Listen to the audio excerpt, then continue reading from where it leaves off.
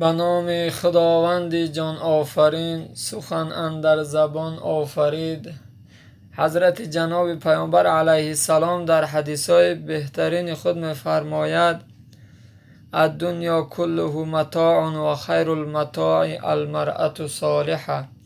پیامبر خدا صلی الله علیه و سلم میگه دنیا همش متاع، همش نعمت، یکی بهترین نعمت این زن خوبه، زن بهترینی که فرمان بردار.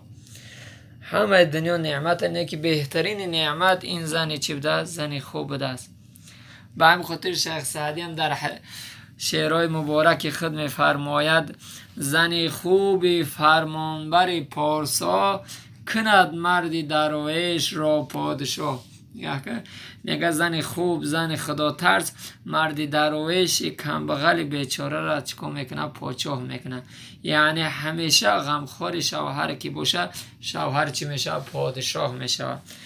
مقصد گپ این شخص سعدیه که پادشاه به این معنی که بایش میگردونه، همون شوهر بای میگردونه. اگر زن چی باشه؟ زن خوب باشه، زن فرمانبر باشه، زن مهربان و با تقوا باشه. خداوند همه ما و شما